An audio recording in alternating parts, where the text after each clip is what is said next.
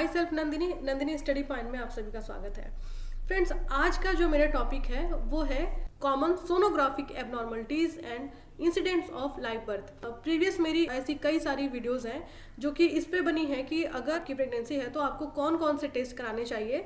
मैंने अपने काफ़ी सारे वीडियोस में इस बात का जिक्र किया है कि प्रेगनेंसी में जेनेटिक एबनॉर्मलिटीज़ की जांच जरूर करानी चाहिए, यानी anomaly scan, fetal screening test, colour doppler test, ऐसी बहुत सारी टेस्ट होती हैं जो कि प्रेगनेंसी में कराई जाती है ये पता लगाने के लिए कि बच्चे के अंदर कोई जेनेटिक एबनॉर्मलिटीज़ है या नहीं है। तो आज मैं वो जेनेटिक डिसऑर्डर के बारे में बताने वाली हूँ बेसिकली, जिससे कि ये पता लगे कि किस किस डिसऑर्डर का पता लगाया जा सकता है उस बच्चे में जो आपके वुम्ब के अंदर पल रहा है। तो सबसे पहला और सबसे ज़्यादा देखे जाने वाला जो जेनेटिक डिसऑर्डर है उसे हम बोलते हैं डाउन सिंड्रोम। अगर हम इसे नॉर्मल ऐसे समझें कि हमारे बॉडी में जो क्रोमोसोम्स की संख्या होती है वो होती है 46 क्रोमोसोम्स।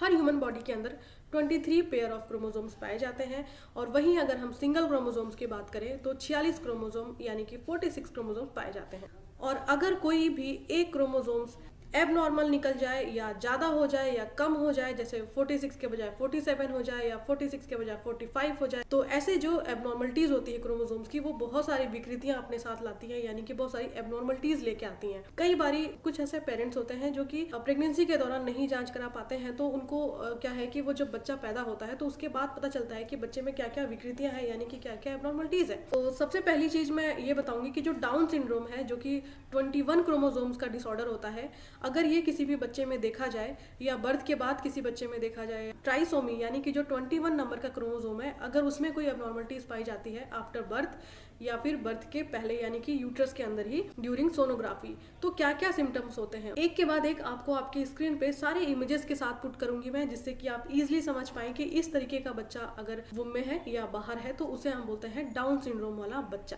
यानी कि जन्मजात विकृति उसके अंदर पाई जाती है। अगर मैं इंसिडेंस की बात करूं तो 800 लाइव बर्थ बेबी में एक बच्चा डाउन सिंड्रोम का शिकार होता है। अब जो सिम्टम्स नजर आएंगे बच्चे के अंदर वो है ब्रैकीसिफेली।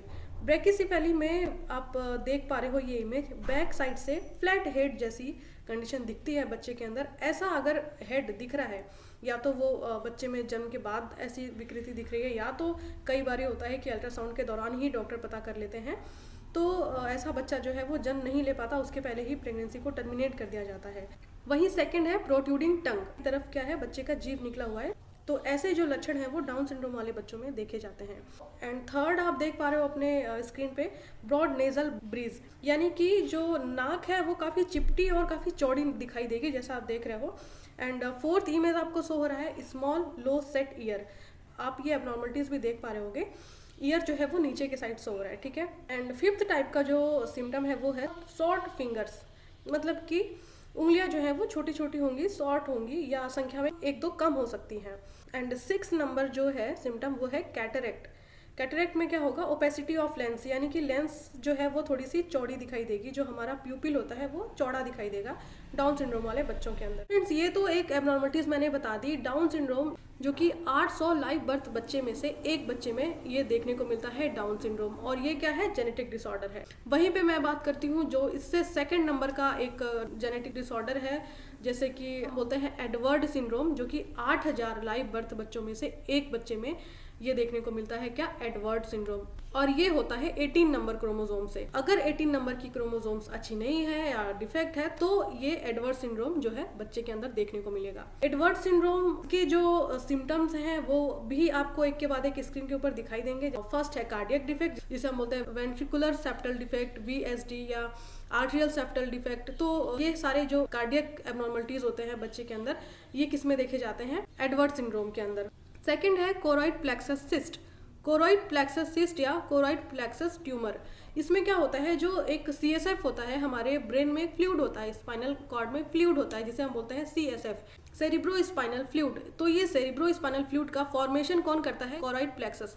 तो जब कोरॉइड प्लेक्सस में ही सिस्ट हो जाएगा, ये ट्यूमर हो जाएगा, ऐसी सारी कंडीशन शो होंगी, या अल्ट्रासाउंड के दौरान जो कि फिटल स्क्रीनिंग टेस्ट है उसके दौरान, या तो जन्म के बाद, ये एडवर्ड सिंड्रोम के लक्षण होते हैं। थर्ड होता है strawberry shaped skull, ultrasound image है जैसे आप देख पा रहे हो, स्ट्रॉबेरी शेप स्कल दिख रहा है, ये लक्षण नजर आएंगे। एंड वही है न्यूरल ट्यूब डिफेक्ट। इसके अंदर क्या होता है कि नर्वस सिस्टम जो होती है या अपनी स्पाइनल कॉर्ड या ब्रेन और स्पाइनल कॉर्ड जो होती है उसकी पूरी अच्छे से कवरिंग नहीं होती है, यानी कि वो ओपन ही रहता है। तो इस प्रॉब्लम को हम टर्म देते हैं neural tube defect. 5th number का जो प्रॉब्लम है जो एडवर्स सिंड्रोम में देखा जाता है वो है मैक्रोग्नेथिया।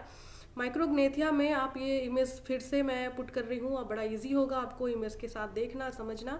इसमें क्या है, चिन पार्ट एब्सेंट होता है या बहुत ही छोटा होता है, तो आप देख के भी आपको लग रहा है कि ये एबनॉर्मल है। ऐसे बच्चे अगर जन्म ले भी लेते हैं तो बाद में उनके सारे जो सिम्टम्स होते हैं वो कुछ इस तरीके से ही हैं जो मैं आपको दिखा रही हूँ। अदरवाइज ये सारी एबनॉर्मलिटीज अगर प्रेगनेंसी में ही डिटेक्ट हो जाती है, पेट के अंदर ही डिटेक्ट हो जाती है, तो ऐसे बच्चों को पेरेंट्स जो है वो जन्म नहीं देना चाहते हैं। ऐसे बच्चों को वुम के अंदर ही टर्मिनेट कर दिया जाता है, प्रेगनेंसी को कंटिन्यू नहीं रखा जाता। कई बार ऐसे होते हैं कि बच्चे ऐसे विकृतियों के साथ जन्म ले लेते हैं, तो ऐसे सारे जो एक डिफॉर्मिटी है वो उनके अंदर देखी जाती है। क्लिंचेड हैंड, ये क्लिंचेड हैंड आप देखो किस तरीके से अंदर की साइड ना ऐसे मुड़ा मुड़ा है, ऐसे बच्चों के अंदर देखा होगा आपने भी कभी।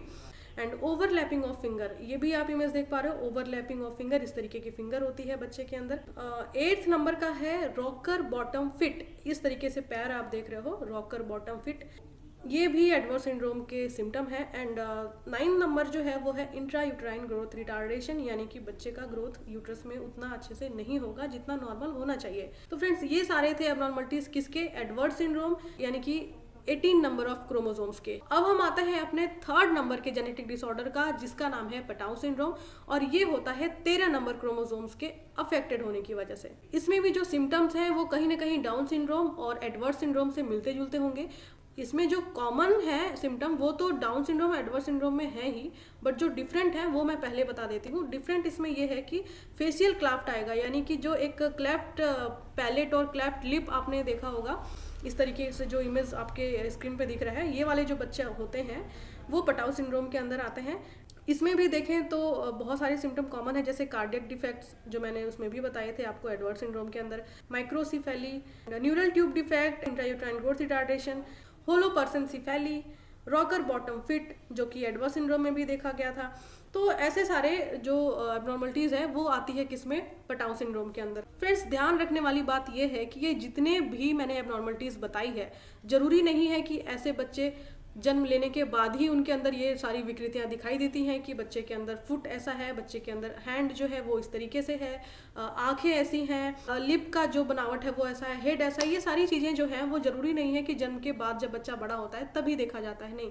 ये सारी विकृतियां जो मैंने बताई है ये बच्चा जब यूट्रस के अंदर होता है, यानी कि 2nd ट्राइमेस्टर 3rd ट्राइमेस्टर के अंदर होता है, तभी ये सारी एबनॉर्मलिटीज़ को फाइंड आउट किया जा सकता है।